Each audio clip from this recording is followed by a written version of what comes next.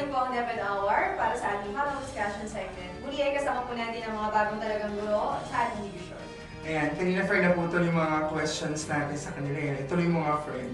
Okay, talakay yung bahagi ng talakay natin kanina, sa unang bahagi ay doon tayo sa kung kamusta ba ang mga bagong guro natin, kamusta ba ang samahan nila ng mga inabutan na nilang guro, kung saan sila nagtuturo ngayon. Sige, simulan natin ang... Maganda yun eh. Gusto ko malaman yun din doon. Kasi syempre, sabi ko nga kanina, Views. bago, may mga expectations, okay? Tingnan natin kung kaya experience sila ng ate. No? Si Sir Bernard, bahagi na kanina na okay, approachable yung mga teachers. Paano po ba kayo kinanggap ng mga guro na inabutan nyo doon sa mga school nyo ngayon? Simulan natin kay Ma'am Abigail. Ako po, masasabi ko po na maganda rin po yung pagtanggap sa akin ng mga kapwa-teachers ko dahil una po sa Maganda rin. lahat. Ano? Yes po. Alma mater ko rin po kasi yung napuntahan ko po sa Ayun. So, kilala mo ma'am yung mga teachers? Yes po. Mga naging teacher ko na po sila. Kahit po sila, proud sila na nanggaling ako sa kanila. So, yun po.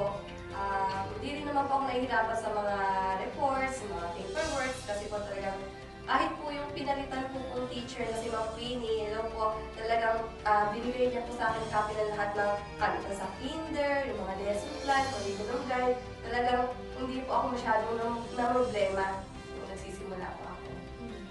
So, talagang yung mga teachers sa Sumakab ay... Mga babae. Okay, yun yung keyword doon, mga babae. Kay Ma'am Camila po, kamusta po kayo sa Kalawagan? Kalawagan po, District District 10. 10. Okay. District Kalawagan X. Elementary School. Hello sa inyong lahat. Nung first day ko doon, ang naabutan ko ay ang aking principal and then yung grade 1 teacher na si Ma'am Johnny.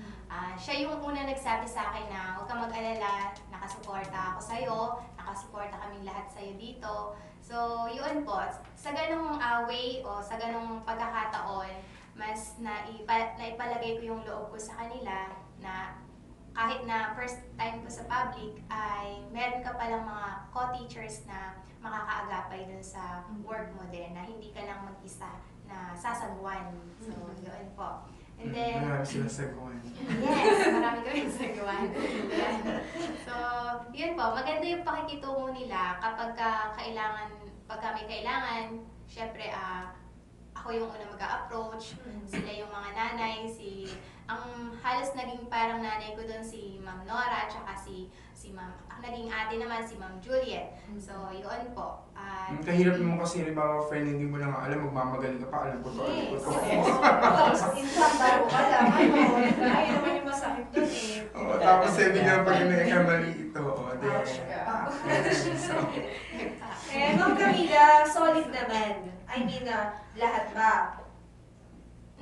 Solid naman yata sila. Since mag-1 month pa lang ako doon, getting to know each other Yes, pa ano din. pa rin sa period Nandun na pa rin. talagang kikilalanin, no? Kinikilala ka nila, kinikilala mo sila. Yes. para mga high school friends, di ba, pag high school bago, o alam mo kung saan yung, gano'n lang yun, ma'am. Yes, pagdating mo dun sa isang lugar, kailangan hindi mo kagad ibigay kung ano yung, or ipakita na ganito ka, ganito ako, ganito yung rule ko. So, kailangan marunong ka rin makisama or manimbang. Manimbang ka sa ano yung, muna. yes. Teachers naman magaling sa ganun eh, sa pakikisama. Yes. Yan po. Kung ano Ate yung Mariel.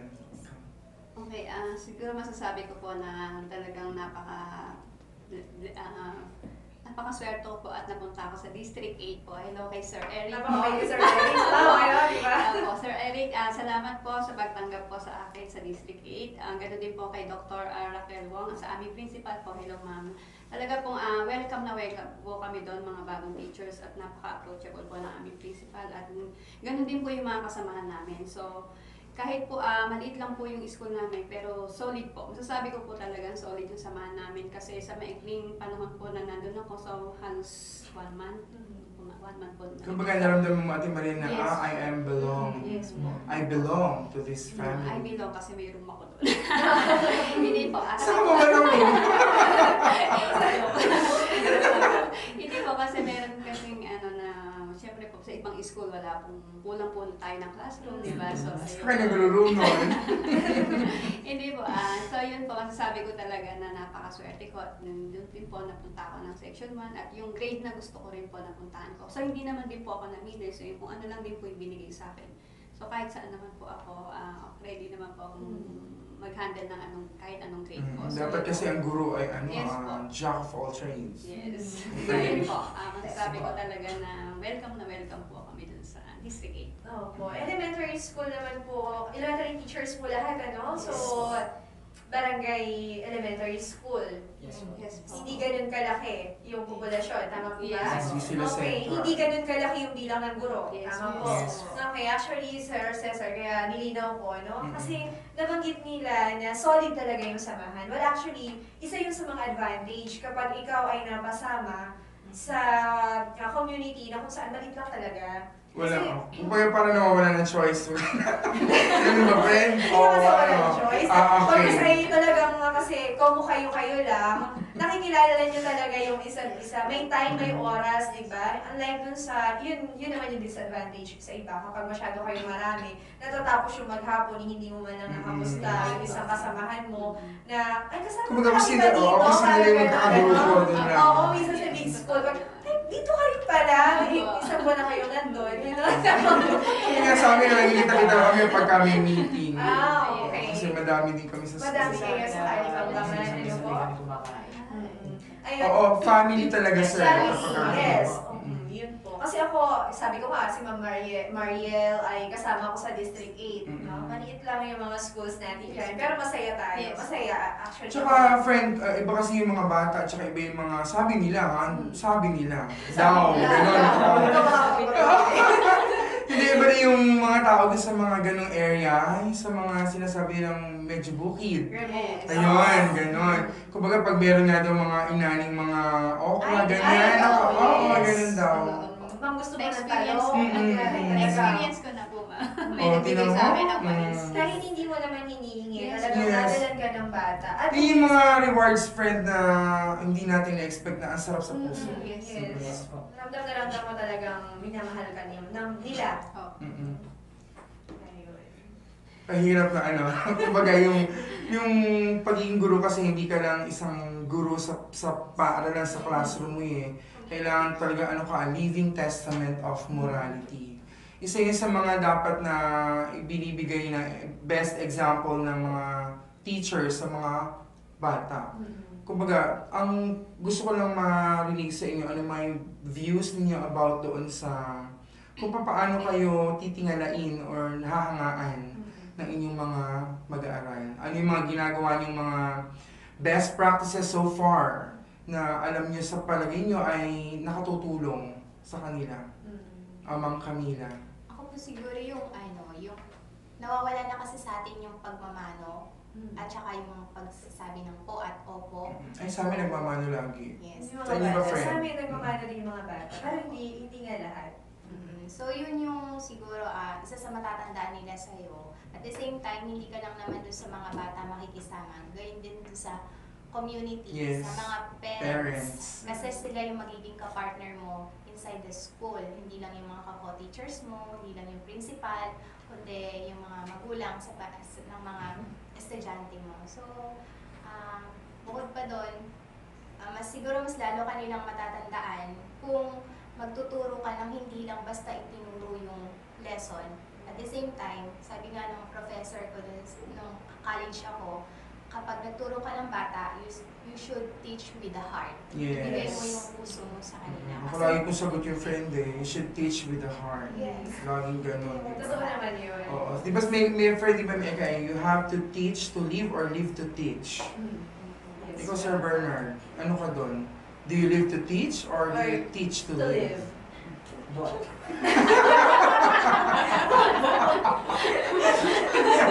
Kasi nga, pamilyado pa. Oo, nagpapakatotoo lang si Sir. Nakakatawa yung ganon. Sige, sir. Defend your answer. Sir, syempre nga po, yung andyan na tayo sa pagtuturo, andyan tayo sa teaching profession tayo. Syempre, kailangan yung mga itinuturo din natin sa mga bata, tumatatak din sa kanila sa isip, sa puso. At higit sa lahat, na i-apply nila sa pang-araw-araw din nila na ginagawa sa bahay. Tsaka alam mo, Sir Friend, mararamdaman ng bata na nagkikare teacher niya sa kanya o hindi eh. Yes. Nararamdaman nila yun. Believe Lalo na me. yung mga maliliit. Yes. Alam nila kung ikaw galit na. Alam nila kung ikaw nagpapatawa or nakikipagbiruan. So yung mga bata kasi ang observation ko sa mga kinders, kapag nagkaroon sila ng pagkakagalit, maya-maya mo bati na kagad sila. Parang ganun. So yung yung attachment mo sa kanila, mas mararamdaman talaga nila yun, lalo pa at bata. Ikaw, Ate Maria. Ano yung best practices na So nai-apply far. mo ngayon? Best practice mo, ma'am, sa'yo as a teacher na nai-apply mo ngayon sa Talipapa? Siguro po, so ganun din po kasi yung mga bata sa Talipapa. Lagi din po silang nagmamano pagka nakikita po nila yung mga teachers. So lahat po kami nagmamano sila sa amin. So at saka po yung siguro hindi lang naman po sa book tayo nagdidepende. No? So dapat po matandaan nila tayo kung ano yung mga bagay na maituturo natin sa kanila. Matandaan nila yung pag-ugali po natin na maibibigay natin sa kanila. Kailangan po Role model. ayun, role model po tayo. Hindi tayo gagawa ng mga bagay na ano ba yun? Hindi lang sa loob ng eskwela. Ayun, Hindi na- outside din. Nakikita Tsaka yung sa katulad sa kanina, friend, yung alam ng bata na nakikare ka sa kanya o hindi, Yes. eh, yung simpleng kumusta, yung simpleng Opo. bati sa kanya, malaking bagay sa kanya yun. Yung attitude mo towards your students, Yes. napakahalaga. Napakahalaga ng mga ma'am, sir. Naalala ko bigla, nung ating district lab, sabi ng aming district supervisor, Sir Eric, sabi niya, naibahagi niya yung kanyang karanasan nung siya ay nag-aaral, At sabi niya, magandang bagay na binitiwan niya sa amin noon ay, ang bata o ang mag-aaral natin, hindi niyan matatandaan kung ano yung itinuro natin sa kanila. Yes. Bagkus ay matatandaan nila kung sino tayo sa kanila. Kung ano ba yung ipinakita natin sa kanila nung sila ay estudyante natin. Ang sarap kaya, friend, no, halimbawa, nasa Jollibee ka, nasa McDo ka, bigla na lang libre pala yung McDo mo. Bakit? Sabi ko kung gano'n. Tataka Yun pa naman ako yung eh. reward, Oo. Binayaran na pala kasunod kay eskwela ko siya na engineer na ngayon. Nakakatawa yung mga gano'n. Yun yung reward ng natin mga guro. Kaya nga sabi ko nila, pag alam ng bata na nagkikare ka sa kanya, bibigyan ka rin niya ng halaga. At dadali niya yun hanggang paglaki niya. Yes, hindi mo lang kailangang hanapin pa kung Mm-mm. saan ang nagbibigay yung kasi nakitaan ka na ng gano'n. Kasi kung lessons, napakarami nung topic na dinidiscuss natin sa bata. Totoo naman yung sinabi ni Sir Eric na hindi naman talaga niya natatandaan kung ano man yung itinuro mong mga bagay-bagay na mga facts na yan, Pero yung ugali mo sa kanya, ipinakita mong ugali sa kanya, hindi niya yun makakalimutan. True. Oo. Saka po kung wala kang naipakitang maganda sa mga bata na yan, outside the school, batiin ka ba niyan? Hindi po ba? Iiwasan ka. Iwasan ka yan. Lagi ako pinipindot yan. Yun po, pagka nasa labas ka, mga mata, makikita kayo, simple greet lang nila. Hello sir, hello ma'am. Minsan nga, ma'am, Mamano. minsan nga sabi ko, sa ko nung eskwela yan, parang gano'n. Opo. Kumbaga nagmumotor kayo, bigla na lang hihingaw, oo, nakakatawa yung gano'n. Ayan. O sige, narinig natin yung best practice ng dalawang guro na kasama natin. Alamin naman natin kay Ma'am Abigail kung ano ba yung best practice niya. Di ba 1 year siya sa Global Kids? Tama po. Ayan. So 1 year ka sa Global Kids. Ano ba yung best practice mo doon na nai-apply mo ngayon sa school kung saan ka nagtuturo? Okay po. Para po sa akin yung pagiging disiplinado po. Unang-una po yung pagpasok ng maaga. Ayoko po na pinaghihintay ko yung mga magulang na nasa labas kasi Ay, nakalak very pa yung good. heater niya. Okay. Gusto ko po lagi pag andyan na sila, pasok na sila sa room. Tapos isa pa po, pagiging disiplinado sa paraan na lagi akong ready kung ano ituturo ko, lagi akong may instructional materials. So, yun po. Isa pa po ay yung talagang pagiging may innate love po talaga ako sa mga bata. So, parang sa private school po, talagang napapamahal po ako sa mga bata. Talagang nagkaroon pa ako ng separation anxiety. Parang ayoko na umalis. So, yung back out na kaya ako sa pagrarang. Kasi po, Hindi, gusto-gusto mo na parang. Finish ko na rin.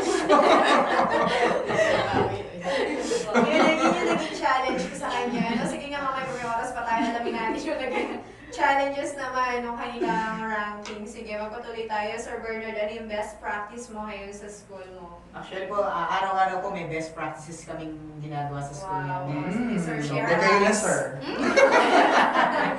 Share mo pagdating ng mga bata, mayroon kami tinatawag na magsanay magsulat kaibigan. So, ayun. Pagdating po sa Pagdating nila classroom. sa classroom. So, automatic yun. Ang gagawin nila, they get their pad papers or writing book. Yun. Susulat na sila dyan. Tapos, magbibigay naman kagad ako ng mga isusulat nila. Pinapractice talaga nila yung handwriting nila. Yes, dapat yun eh. Actually, nane-neglect yun, friend. Yung sa cursive writing ng mga bata. Which is dapat talaga pinagtutuunan ng pansin. Yes. Even po sa pagre-recess nila, yung mga saktong patnubay tuwing recess. Yan. Yung mga lalabas sila, maglalay papuntang kantin, at kung paano sila bumalik ulit sa classroom. Very good. And then, Supervise, hindi naman supervise yung session, sir. yes, supervise po, kumbaga susunod lang kami. Mm. Basta po yung nakasubaybay lang kami sa kanila, titignan namin kung sila may nakalinya, nakaayos. And then yung even the waste box nila, meron silang gano'n na araw-araw dala nila yun. So Yes, para may ganun hindi din kami. sa classroom Sa po amin namin, sa classroom namin hindi makikita ang puro kalat. Kalat-kalat yung mga, alam niyo naman yung mga bata. Di po ba, yung mga bata, kapes. Kapes dyan, dito, Sumaghunos. sa puno. So yun, automatic ang waste box, ano doon sa ilalim ng kanilang desk. And then, sa tanghali, pagka papasok po sila, pagdating nila naman ng tanghali, ando doon naman pumapasok yung best practices namin na aklat ko, kaibigan ko. Yun. Basta pagdating nila naman. Kumbaga sir, wala kang mga bata na non-readers or word readers. Meron din po kaming, syempre meron din hirap na bumasa. Meron. Syempre, Magkakamukha ba sir sila ng binibigay mo na na activity or iba yung sa mga hirap bumasa?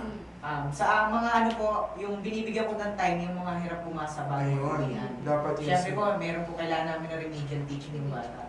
As in, Especially sa kumbaga, pagbabasa. di ba sir nakapag-ORT na po tayo nakapag-silent reading and then oral reading. Yes po. O, ilan po sir yung lumabas sa result na mayroon ka bang non-reader or word reader? Readers naman po lahat, kaso nga lang talaga slow reader lang talagang halos papantik-pantik pa lang. Ano sir plano mo doon? Sa, Actually po, yung po, everyday po yun, meron po kaming remedial teaching po sa bago mag-uwi. Umuwian, bago sila umuwi. Talagang pinapabasa ko yun sa bago sila umuwi. Ano sir yung mga materials mo saan po galing yun? Sa may sa may yung mga books po ng DepEd po. Books po na inabutan ko mga books doon. Yun ang pinapabasa ko sa kanila. Kasi friend, napaka-importante na yung bata sanay bumasa. Yes, Kasi useless kapag turo ko ng turo, hindi naman sila sanay kahit ng paso. bumasa at umunawa. Tapos makakabasa hindi naman sanay bumasa. So, wala yun yung mahirap. Tapos ang bagsak nun, syempre sa secondary, secondary. Hindi talaga yan sa grade 5 na yun. Kumbaga, kasi yun yung reality naman sir talaga. Dapat maganda talaga yung foundation ng bata Pero pagdating niya ng secondary, hindi siya mabigla na. Hindi ka mahirapan. Kasi saka yung teacher nang mahirapan. Oo nga, totoo yan. Hindi, totoo. Nangyayari naman talaga. May mga bata, sabi nga hindi naman lahat ng bata ay, kumbaga ay, sa kanila yung pag-aaral. Talagang maraming bata ang masyadong hook sa iba't ibang gadgets. Pero friend, ano din yun, di ba? laro, Sa bahay din diba? yung kumbaga, yung bata pa paano magiging involved sa pag-aaral, nasa magulang yun. Nasa magulang, yes. Kailangan din po may push po din sa bahay. Hindi puro sa eskwelahan lang. Pagdating naman sa bahay, ala din. Home and school partnership. Pero depende nga sa buhay ng bata, ng Ay. pamilya. Yung pagka naranasan mo sir mag-home visitation, dun mo na malalaman. Kaya Yes, pala. kasi nagsimula na po kayo, hindi pa naman po. Wala actually pagka nasubukan niyo po na dumalaw sa mga bahay ng ating mga mag-aaral. Mas mamahalin nyo ang inyong yes, mga anak. at mas maunawaan mo siya kung bakit ba siya nagbe-behave ng ganito sa True. klase, bakit ba siya ganito, bakit ba ganito yung level ng intellect niya. Ay, kaya pala, o mga ganon. At kaya pala napakahusay ng batang ito kasi ganito pala yung kanyang mga magulang. Mga ganong Very supportive. bagay. ganun. Yes. Mas mapapamahal kayo. Mag-flashback tayo, friend. Paano yung ranking procedure na... Yes, sige nga. Total, nalalaman na natin na okay naman sila. Ngayon, nag-enjoy sila. Oo, Kita- tsaka kita- damang-daman natin, friend, yung apoy sa kanilang puso. Oo, Na gusto nila ginagawa Lalo nila. naman dito kay Ma'am Abigail na talagang everyday Yes. ready ang lahat ng kanyang mga ituturuan. At saka ako, magpaparang ako, magpaparang. Gusto ko yun. Ako, magpaparang ako. Ma'am, kamusta ang naging flow ng iyong ranking procedures? smooth ba? O sabi mo kanina, medyo nagkaroon siya ng separation ng Anxiety. Pero magpaparang ako Oh, yes. Sige ma'am, tapos na, ikwento mo sa amin, sa ating mga tagapanood, para naman doon sa mga hindi pa nakakapagparang o nagpaplano pala. Lakas mo, yes, lumukas sa loob na. Sasabihin sa sarili yun, magpapahinga. Oo, para maging kapamilya din natin sila sa DepEd. Go ma'am. Well, ma'am, very smoothly naman po yung pag-rank po nun. Kahit na medyo kinabahan po kami lahat nun kasi po on the spot, gawa ka lesson plan. Yes. On the spot, bunot ka kung ano yung ide-demo mo. Ay, bet ko yun. So, very thankful din po ako and lucky kasi yung nabunot kong subject, yun talaga yung forte ko po, English. Wow. So, yun po, hindi naman po ako masyadong nahirapan. Actually nga po, hindi naman sa pagmamayabang. Ako yung unang nakayanin gumawa ng lesson plan. Ang haba ng hair ko, malabas ako, yari na ako, kayo dito. Talaga ako, talaga ako. Yung desire niya talaga ako. At saka hindi niya tinitake firm na yung kabaka-kabaka. Basta ina-enjoy lang niya every moment. Oo. Pang-ilang rank ka, ma'am? Pang 13 po. Ilan po ba yung roast of yung pumasok doon sa ilan po yung minimum points? 7 po. Ayun, ilan po lahat? 19 po kami lahat na nakapasok. 19, 19. Ilan lahat yung applicants? 80 plus na. 80 plus. Bongga talaga sila. Isa lang sila. Ikaw, Sir Bernard, kwento ka. Yun po, yung pagbunot nga po ng ide-demo, pag nabunot ko, English, pero ang iniisip ko, sana ka kumat. Pagkakabunot ko, English, English. patay ka po. Mahirap to, paano baka ako to? Tapos, sir? Na-challenge po talaga ako, and then gawa ng lesson plan, tapos yung materials, tapos Ay, impromptu rin po yung materials? Doon din gagawin? Hindi po. Hindi na. Hindi na po. Yung pag-lesson plan, then pina-check ko po muna sa aking kaibigan na si Ma'am Eden. Hello, Ma'am. Ma'am, check niya nga po ako kung okay na po yung aking LP. Pinaproba naman niya. And then nung nag-demo pong, pinractice ko siya. Actually po, nag-practice po ako dun sa pangig din eh. Yung sa sapang din po. Nag-practice ako nung tignan daw nila kung okay yung aking lesson plan, kung yung flow, kung paano Yes, mangyayari. execution. Yes po. And then, yung nataon naman ko, reading kasi. Mahaba yung story ko.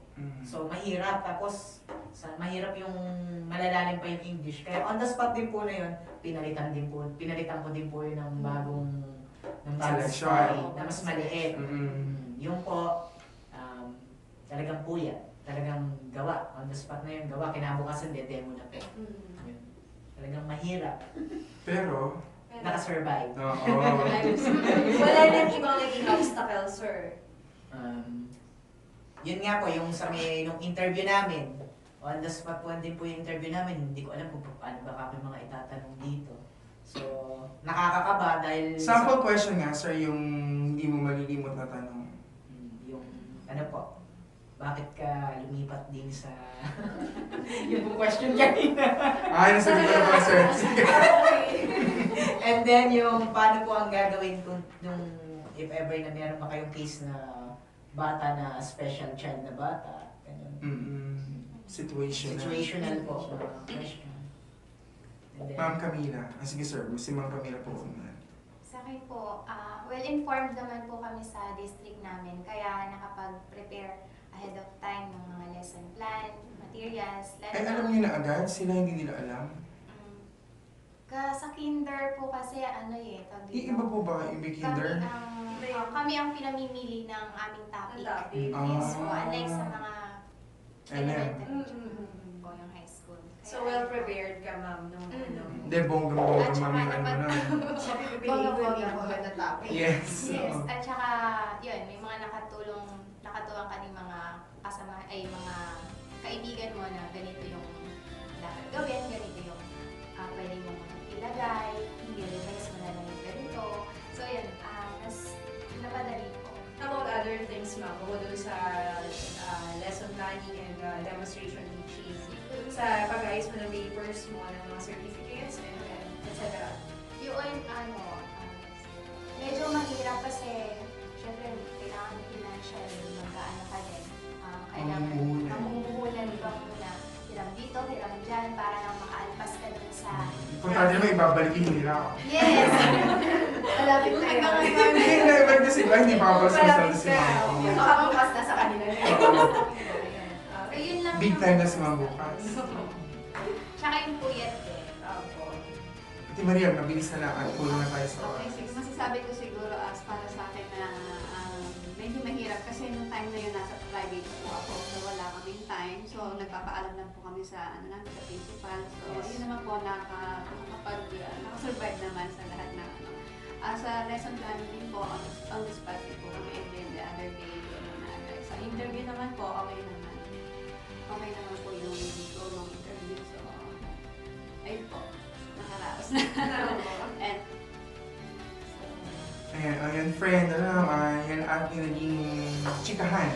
Oo, napakasayang huntahan kasama ang mga bago talagang teachers ng DepEd Cabanatuan City. So, muli po inyong natunghayan ang isa na namang episode ng DepEd Hour para discussion. Ako po si Cesare Espiritu.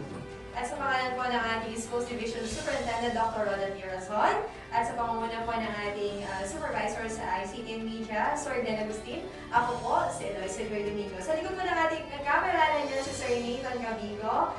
Maraming salamat po at patuloy po kayo sumubaybay sa susunod na programa Slow Moments and Memories with Dave Christian. Magandang gabi po.